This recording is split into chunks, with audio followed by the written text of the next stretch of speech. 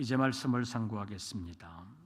성령 강림절 이후에 성령의 역사에 대하여 여러 가지로 살펴보고 있습니다. 요한복음 14장, 15장, 16장에서 예수님께서 성령을 약속하신 이후에 그 성령의 역사들에 대해서 우리가 살펴보면서 성령은 진리의 영이다라는 것을 우리가 이미 살펴봤습니다. 그 진리의 영이라고 말씀하는 이유는 우리를 진리 가운데로 인도하시는 성령이시기 때문에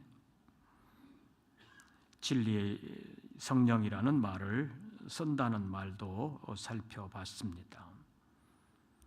그런데 그 진리의 성령께서 우리를 모든 진리 가운데로 인도를 하시는데 어떻게 인도하시느냐, 무엇을 인도하시느냐에 대해서 좀 더 구체적으로 오늘 살펴보기로 하겠습니다. 주님은 우리를 도와주시기를 원하십니다. 예수님께서 육체를 가지고 이 땅에 계실 때 제자들의 모든 문제를 어쩌면 다 도와주셨다고 볼 수 있습니다. 제자들의 의식주의 문제, 그리고 제자들의 믿음의 문제, 사명의 문제, 이런 문제에 대하여 예수님께서는 아주 적극적으로 도와주셨다고 말할 수 있습니다. 그런데 예수님께서 이제 세상을 떠나 아버지께로 가시기 때문에 제자들만 남아있게 된다는 것입니다. 그래서 제자들을 도와주실 이가 필요한데 그 도와주실 이가 바로 보혜사라는 말로 표현되고 있습니다. 그래서 예수님께서 제자들에게 보혜사를 보내주시려고 하시는 것입니다. 그래서 보내주시겠다고 약속하셨고 또 보내주시면 그가 어떤 일을 할 것인가 하는 것에 대해서 말씀했습니다. 제자들의 믿음이 사명이 누구의 도움도 필요가 없다면 보혜사를 보내실 필요가 없었을 것입니다. 그러나 제자들에게 보혜사는 절대적으로 필요한 상황이었다고 볼 수 있습니다. 본문 12절 말씀을 한번 보시지요. 내가 아직도 너희에게 이를 것이 많으나 그 다음에는 지금은 너희가 뭐하리라? 감당하지 못하리라. 예수님께서 이룰 것이 많은데, 일러줄 것이 많은데 지금의 상황에서 제자들은 그것을 뭐하지 못하리라? 감당하지 못하리라. 제대로 이해할 수도 없을 뿐만 아니라 주님께서 말씀하셔도 그 일을 주님의 일로 제대로 감당하지 못하는 상황이 될 것이라고 말씀하고 있습니다. 그래서 주님께서 보혜사 성령을 보내주시겠다고 말씀했습니다. 이번에는 12절을 제가 읽으면 13절을 여러분들이 읽어주시기를 바랍니다. 내가 아직도 너희에게 이를 것이 많으나 지금은 너희가 감당하지 못하리라.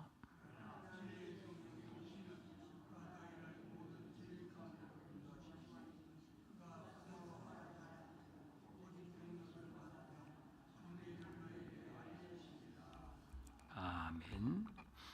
예수님의 말씀을 보면 내가 너희에게 지금 이룰 것이 많지만 지금은 너희가 뭐하리라? 감당하지 못하리라. 그 말씀을 조금 풀어서 얘기하면 내가 너희에게 말을 해도 제대로 이해하지도 못할 것이지만 또 그 일을 감당하지도 못할 것이다.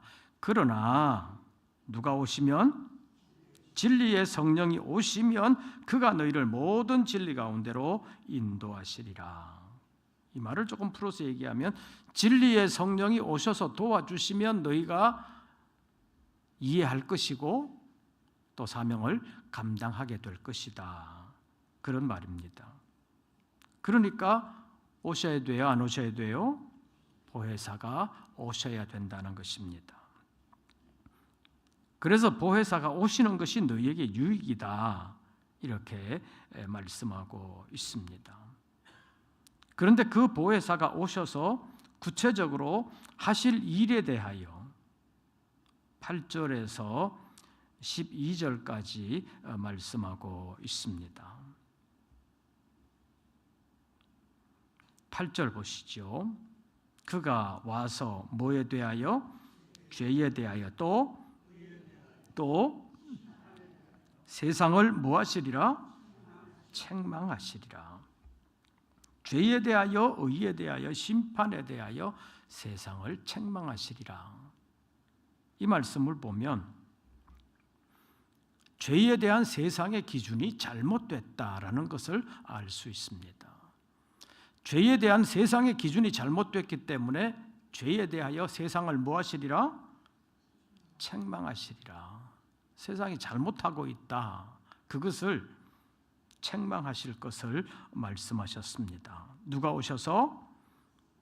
성령이 오셔서, 보혜사가 오셔서 세상을 책망하시는데 그것을 통해서 제자들을 도와주신다는 말씀입니다. 그냥 보혜사가 오셔서 세상을 책망한다, 그것만이 아니라 그 일을 통해서 제자들을 도와주신다.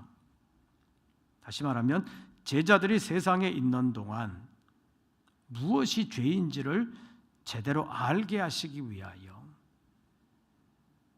죄에 대한 세상의 기준을 책망하신다고 말씀하고 있습니다.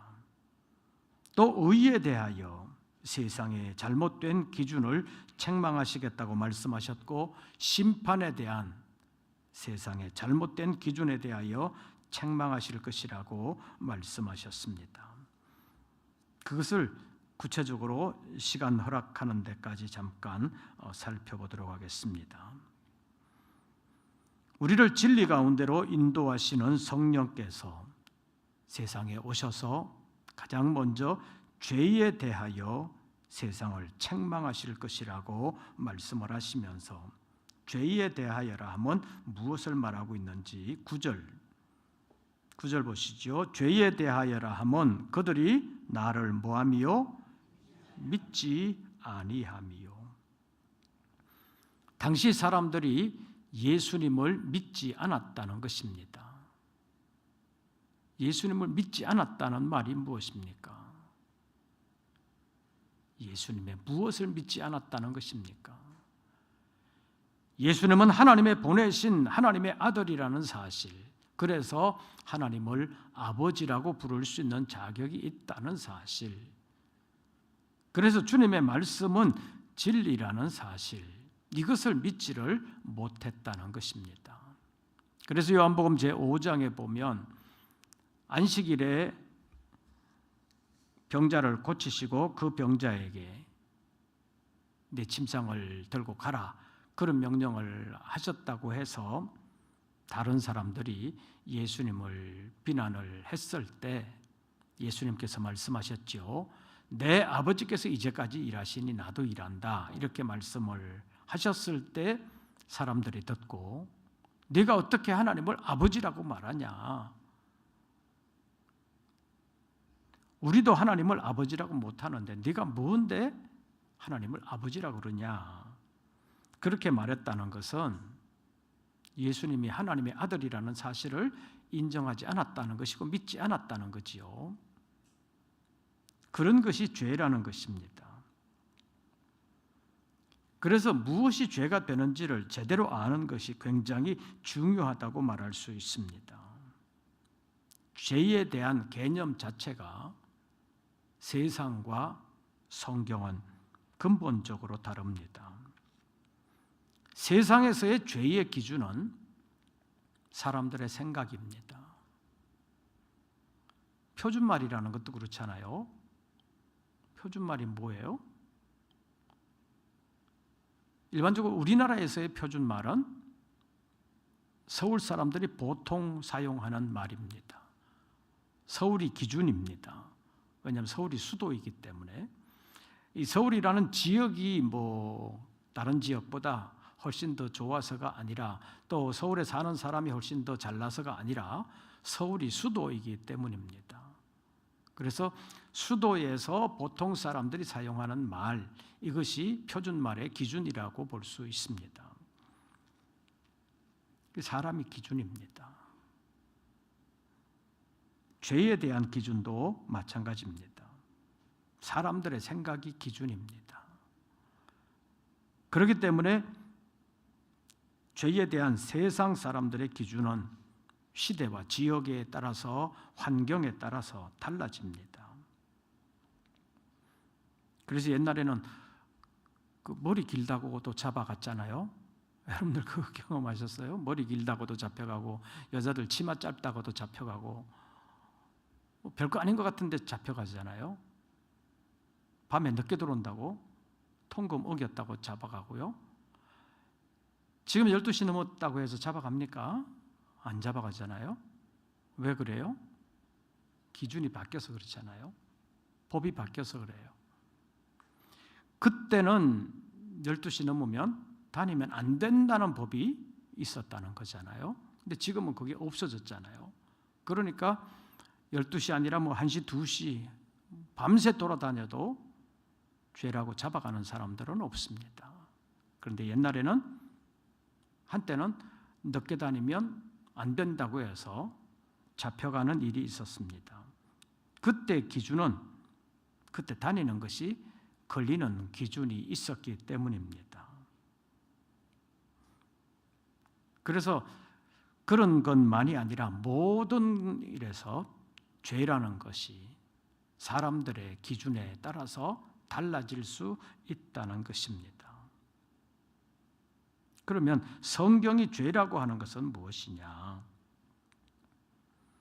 성경에서도 시대에 따라서 달라지는 것이 있는가 하면 달라지지 않는 것이 있습니다. 성경에서도 달라지지 않는 근본 진리가 있고 달라질 수 있는 상황 윤리가 있습니다. 근본 진리는 시대와 상황이 변해도 달라질 수가 없습니다. 그러나 상황 윤리는 교회 안에서도 시대와 환경에 따라서 달라질 수 있습니다.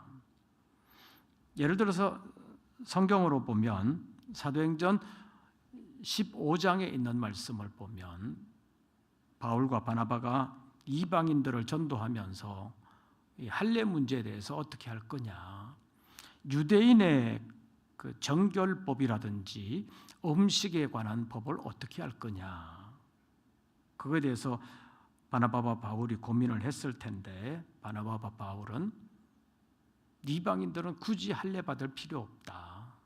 그리고 유대인들이 먹는 음식의 정결 규례 그런 것을 따를 필요가 없다.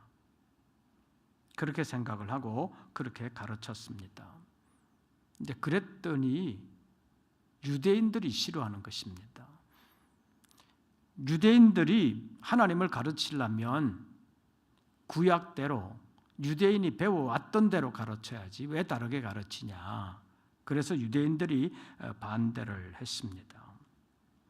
그래서 유대인들의 법에 따라서 유대인의 안식일 법도 지켜야 되고 음식의 법도 지켜야 되고 할례의 법도 지켜야만 구원함을 받는다. 안 그러면 이방인도 한 사람도 구원받지 못한다. 그런 주장을 많이 했습니다. 이런 일이 생겼기 때문에 예루살렘 교회에 전령을 보내어서 이런 문제는 어떻게 처리를 하면 좋겠습니까? 라고 물었습니다. 그래서 예루살렘 교회에서 모였습니다. 베드로를 비롯한 사도들이 모였고 당시의 지도자들이라고 말할 수 있는 교회 장로들이 모였고 또 여러 성도들이 모였습니다. 모여서 여러 가지로 논의를 했습니다. 이방인들을 어떻게 해야 구원할 수 있느냐? 처음에는 이방인들은 구원도 못 받는다고 그랬습니다. 왜냐하면 하나님의 선택을 받은 사람들이 아니기 때문에, 하나님의 선민이 아니기 때문에 이방인들은 구원함을 못 받는다. 그래서 바울이 에베소 교회 편지하면서 그런 말들을 했잖아요. 이방인들에 대해서는 너희는 외인이었다. 하나님도 없는 자였다. 세상에는 소망도 없는 자였다. 믿음이라고 하는 관점에서 보면 하나님의 선택을 받지 못한 사람들이기 때문에 구원과는 상관이 없는 사람들이었다. 그러나 예수 그리스도로 말미암아서 이제는 성도들과 똑같은 시민이 되었다, 권속이 되었다라고 말씀하고 있습니다. 그래서 이방인들은 처음에는 완전히 구원과 상관없고 성경을 아무리 지킨다고 해도 구원도 못 받는다고 했었었는데, 바나바를 비롯한 바울 이런 사람들이 이방인들도 구원받을 수 있다는 것에 대해서 확신을 가지고 가르치기를 시작했습니다. 왜냐하면 바울은 부활하신 예수님의 부르심과 보내심을 받을 때 이방인의 사도로 부르심을 받았다는 것을 확실하게 알았고, 또 이방인 구원을 위해서 주님께 보내심을 받았다는 확신이 있었기 때문에 이방인들을 구원하기 위해서 가서 주님의 복음, 부활의 복음을 전하게 됐는데, 이방인들도 유대인들하고 똑같이 살아야 되느냐 하는 것에 대해서는 사도 바울의 생각은 달랐다는 것입니다. 그래서 예루살렘 지도자들이 오랫동안 모여서 기도하면서 결론을 하나 내렸습니다. 그것이 사도행전 15장에 기록이 되어 있는데, 뭐라고 말씀하고 있느냐 하면, 이제 이방인들은 우상의 제물과 피와 목매어 죽인 것, 그리고 음행을 멀리하는 것, 이런 것들만 주의하고 나머지는 괜찮다. 굳이 유대인들처럼 유대인들의 규례를 다 지킬 필요는 없다. 이렇게 결론을 내렸습니다. 그런데 사도행전 15장 28절 말씀에 보면 이 결론을 전달을 하면서 뭐라고 말하고 있느냐 하면, 성령과 우리는 이 요긴한 것들 외에는 아무 짐도 너희에게 지우려고 하지 않는다라고 밝히고 있습니다. 그 말은 성령께서도 유대인들이 지는 모든 짐을 다 이방인들에게 지우는 것은 하나님의 뜻이 아니라고 계시해 주셨다는 것입니다. 성령께서 모든 이방인들이 유대인의 전통대로 믿어야 된다라고 말씀하시지는 않았다는 것입니다. 그래서 유대인들이 전통적으로 지켜오는 음식법 또는 할례 이런 것들은 이방인들은 지키지 않아도 된다. 이것이 성령의 뜻이다라는 것을 사도행전 15장에 분명하게 말씀을 했습니다. 이런 것들을 통해서 보면 할례나 유대인의 음식법 이런 규례들은 시대와 상황에 따라서 변하지 않는 근본 진리, 구원의 진리는 아니라는 것을 성령께서 예루살렘 교회를 통해서 말씀하셨다는 것입니다. 그래서 그런 것은 이방인들은 따를 필요가 없다라는 것을 성령께서 계시해 주셨다는 것을 말하고 있습니다. 그러니까 아까도 말씀드린 것처럼 유대인의 할례라든지 음식법이라든지 이런 것은 구원의 필수적인 근본 진리는 아니라는 것입니다. 또 한 가지 예를 들면 고린도 교회에 적용했던 규율인데, 고린도전서 제11장에 있는 말씀을 보면 여자들은 기도할 때 머리에 뭘 쓰라고 했죠. 머리를 가리라고 했습니다.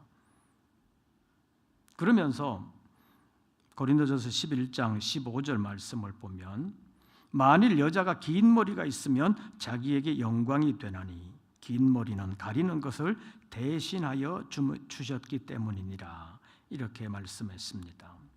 그래서 고린도전서 11장 15절에서 보면 여자들의 긴 머리는 자기에게 영광이라는 것입니다. 그럼 짧은 머리는 자기에게 영광이 되지 않는다, 그런 말이죠. 그럼 여자들 짧은 머리 하면 돼요, 안 돼요? 안 되잖아요. 고린도 교회 상황에서는 여자들의 짧은 머리가 덕이 되지 않았다는 거죠. 그래서 짧은 머리인 여자들은 교회에 들어가서 예배를 드릴 때는 머리를 가려라. 그래서 머리를 가린다는 것, 천주교에서 이제 머리 천으로 이렇게 가리고 예배하는 거, 그런 거 있잖아요. 그런 것들이 거기에서부터 온 것이라고 볼 수 있습니다. 근데 그런 것은 상황에 따라서 달라질 수 있는 것이라는 것입니다. 또 고린도전서 제14장 34절 말씀을 보면 고린도 교회에 주시는 편지 가운데 여자들은 교회에서 잠잠하라 이런 표현이 있습니다. 여자들은 교회에 와서 아무 말도 못하는 것이 된다는 거지요. 그것은 고린도 교회의 상황에서 그 당시에 그런 것이 필요했다고 볼 수 있습니다. 그래서 바울이 고린도 교회 편지할 때 고린도 교회에서는 여자들은 잠잠해라 이렇게 편지했다고 볼 수 있는데 이것이 구원과 직결되는 근본 진리는 아니라는 것입니다. 이것을 아마 모든 교회의 시대에 변함없이 항상 적용하게 된다면 지금의 모든 교회에서도 여자들은 잠잠해라, 말하지 말아라 이것이 통해야 되는 건데 이것이 하나님의 뜻, 구원과 직결된 근본 진리는 아니라는 것입니다. 그래서 당시 고린도 교회에서는 여자들이 잠잠하는 것이 복음을 위하여 하나님의 영광을 위하여 필요한 일이기도 했지만 그것이 구원을 위하여 필수적인 근본 진리는 아니라는 것입니다. 그래서 고린도 교회 밖에서는 상황이 달라질 수 있었고 또 다른 일들을 감당할 수도 있었다고 볼 수 있습니다. 그래서 시대와 상황에 따라서도 변하지 않는 근본 진리, 구원의 진리가 있는가 하면 상황에 따라서 변할 수도 있는 상황 윤리도 있다는 것을 알아야 되는데 그것을 제대로 알기가 쉽지는 않습니다. 그것을 알게 해주시는 분이 성령이시라는 것입니다. 그래서 성령께서 이런 것은 진리다, 이런 것은 진리가 아니다 라는 것에 대해서 가르쳐 주신다고 하는 것이 죄에 대하여 세상의 잘못된 기준을 책망하신다고 하는 말씀이라고 볼 수 있습니다. 두 번째, 의에 대하여 세상을 책망하신다고 그랬는데 그 의에 대하여는 뭐라고 말씀하고 있는지 10절 보시죠. 10절 의에 대하여라 하면 그 다음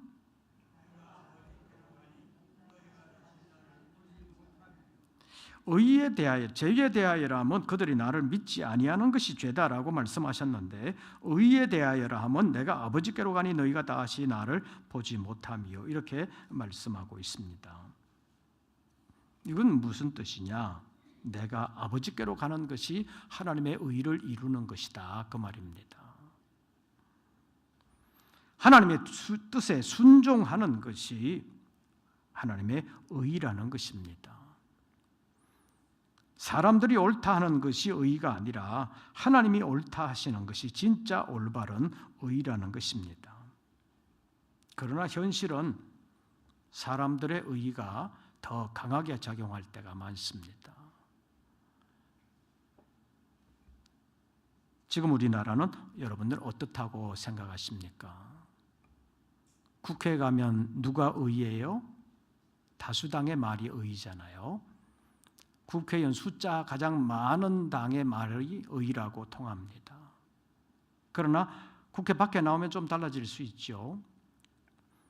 그럼에도 불구하고 국회의원들은 우리가 다수당이니까 우리 국민들은 다 우리 편이다 이렇게 생각하면서 우리가 말하는 것이 의다 이렇게 확대 해석하는 것이 야당의 뜻이라고 볼 수 있습니다.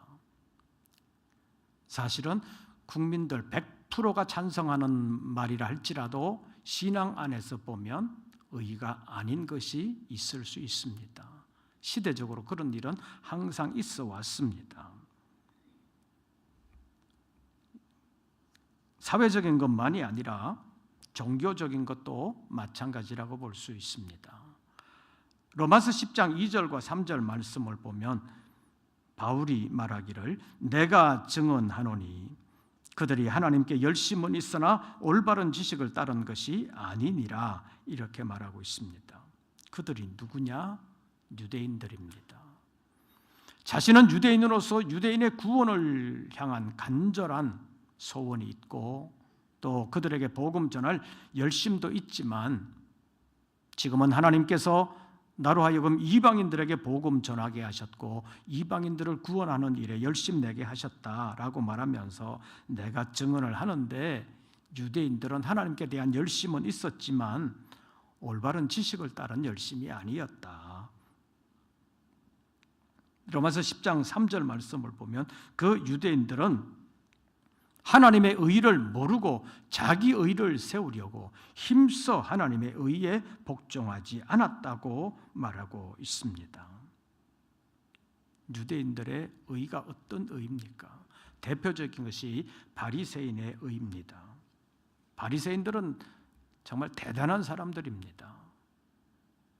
신약 성경에서 예수님께 책망을 가장 많이 받은 그룹이 바리새인들이기 때문에 바리새인들은 굉장히 나쁜 놈들, 아주 이상한 놈들 이렇게 생각하기 쉽지만 당시 사회적으로 보면 그만큼 신앙생활하는 사람 없었습니다.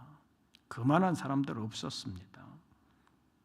인간적으로나 종교적으로 보면 그들은 흠이 없는 사람들입니다. 아는 것도 많고요, 기도도 잘하고요, 성경도 잘 알고요, 종교적으로도 보면, 도덕적으로도 보면 흠잡을 데가 없습니다. 그러니까 인간적으로 보면 흠잡을 게 없어요. 존경할 것밖에 없습니다. 그런데 왜 예수님께 책망을 가장 많이 받았느냐? 자기 의를 너무 내세웠기 때문입니다. 나는 이 정도 이렇게 살아가니까 잘못한 거 없다. 나는 하나님 앞에서도 죄가 없다. 이 정도로 나왔던 사람들이 바리새인들입니다.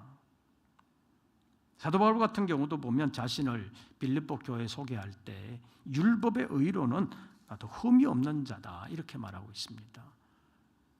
율법의 여러 조건으로 볼 때 흠 없다고 말할 수 있는 사람이 별로 없습니다. 그래서 바리새인들 외에는 흠 없다고 말하는 사람들은 없었습니다. 그런데 바울은 그 율법의 관점에서 봤을 때 하나도 어긴 것이 없었다. 철저하게 지키고 있었다는 것입니다. 그런데 또 다른 측면에서 보면 열심히 교회를 박해한 사람이라고 고백합니다. 왜 그랬느냐? 교회에 대한 기준이 바울과 주님과 달랐다는 것입니다.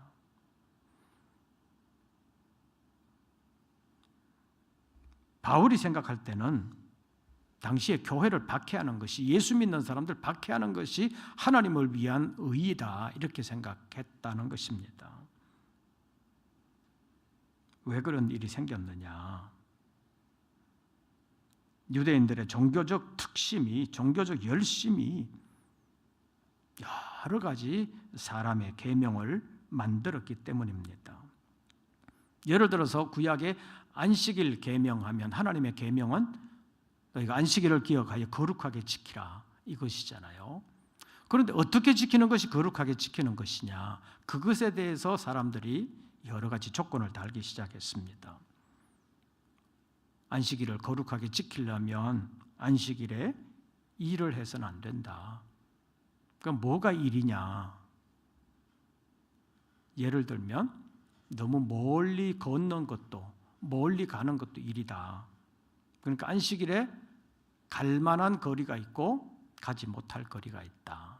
대체적으로 보면 2000규빗 이런 식으로 얘기를 하는데, 우리 지금의 길이로 따진다면 2km 좀 안 되는 길인데 그 정도는 안식일 날 가도 되는데 더 멀리 가면 안 된다. 왜냐하면 더 멀리 걷는 것은 그 일이 되기 때문에 안식일에 일하지 말라고 하는 계명에 위반되는 거다. 그러니까 너 멀리 가지도 말아라. 그런 것입니다. 그럼 또 뭐가 일이냐? 안식일에 불 켜는 것도 일이다. 그래가지고 안식일에는 불 켜지 말아라. 그러니까 밥을 하려면 불을 켜야 되잖아요. 그러니까 불 켜는 것도 일이라고 하니까 나중에는 이제 토요일 날 다 해놔놓고 주일 날 이제 찬밥 먹을 수밖에 없는 거지요. 그 찬밥 먹어 보니까 어때요? 불편하잖아요. 그러니까 나중에는 또 이제 편법을 써가지고 유대인들 말고 이방 사람들을 고용해가지고, 요즘식으로 말한다면 외국인 노동자들을 고용해가지고 그 사람들은 뭐 상관없으니까 그 사람들이 일하면 괜찮다. 그래서 그 사람들 일시키는 일들이 있었습니다. 그래서 이렇게 안식일에 해야 되는 것, 하지 말아야 되는 것 수십 가지를 만들었습니다.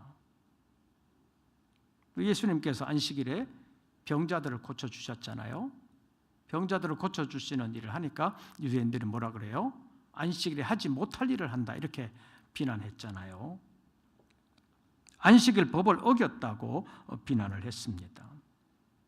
안식일에 병자를 고쳐주시는 것이 주님께서 하나님의 의를 이루어 드리는 것이라고 생각하고 병자들을 고쳐주셨는데 유대인들은 예수가 안식일 계명을 어겼다. 그러니까 하나님의 계명을 어겼다. 그래서 예수님을 비난하고 예수님의 제자들을 비난한 것입니다. 그런데 이런 일들 누가 만든 계명이에요?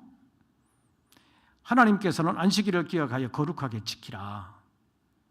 또 안식일에 일하지 말아라 하는 그 일, 그런 것은 자기를 위한 영리적인 일이나 인간들을 위한 일, 그런 것을 말한 것이었지 하나님을 위한 일까지 하지 말아라 그런 말은 아니었잖아요.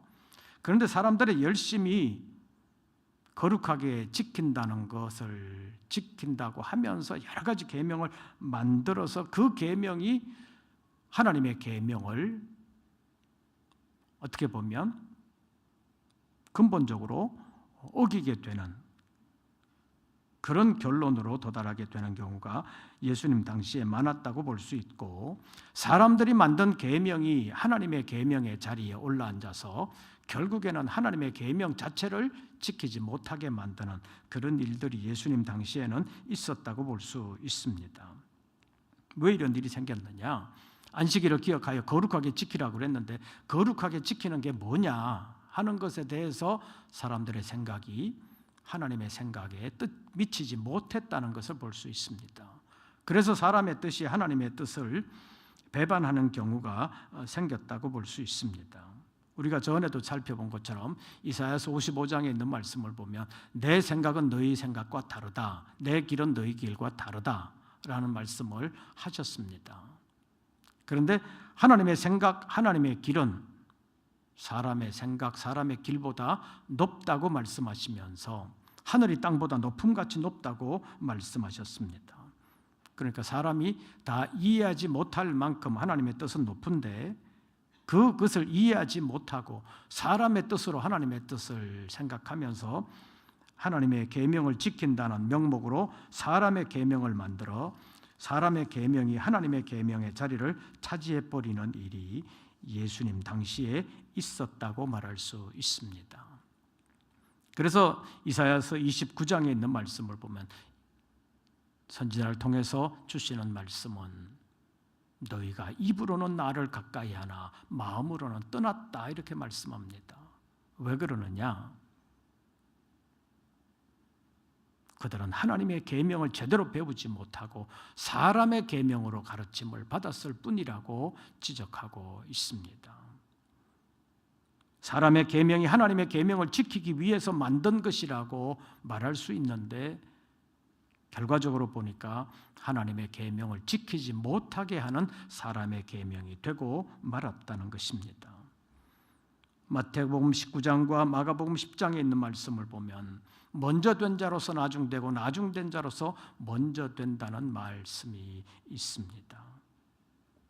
여기에 먼저 된 자, 나중된 자, 사람의 기준으로 볼 때 먼저 된 자가 하나님의 기준으로 볼 때 나중되는 자가 있을 수 있고 또 사람의 기준으로 나중된 자가 하나님의 기준으로 볼 때 먼저 되는 사람이 있을 수 있다는 것인데 그것이 어쩌다가 있는 것이 아니라는 것입니다.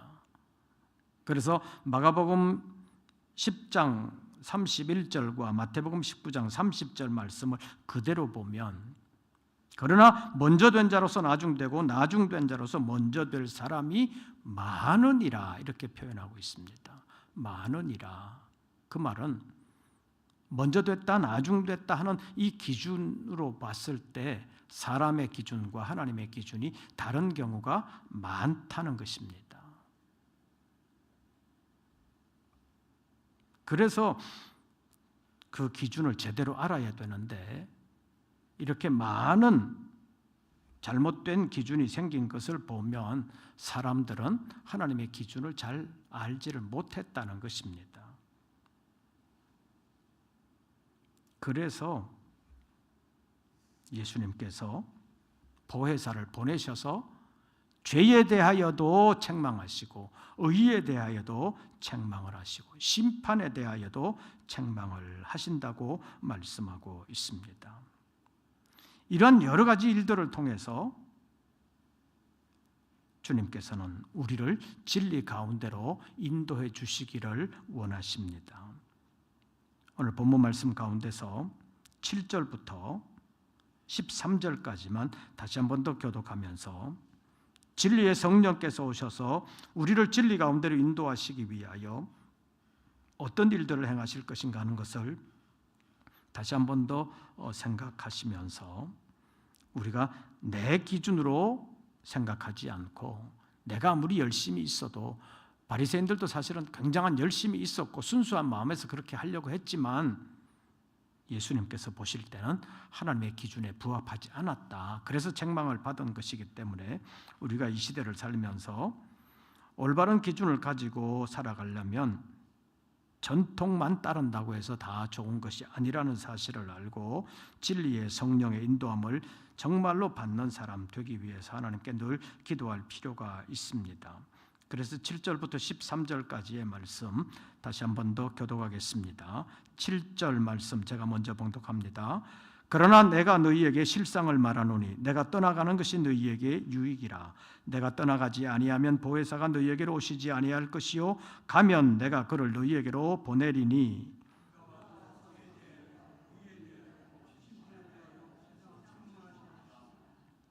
죄에 대하여라 하면 그들이 나를 믿지 아니함이요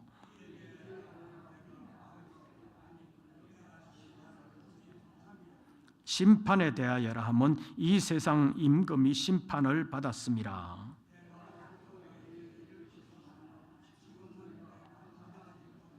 13절 다 같이 그러나 진리의 성령이 오시면 그가 너희를 모든 진리 가운데로 인도하시리니 그가 스스로 말하지 않고 오직 들은 것을 말하며 장래 일을 너희에게 알리시리라. 아멘.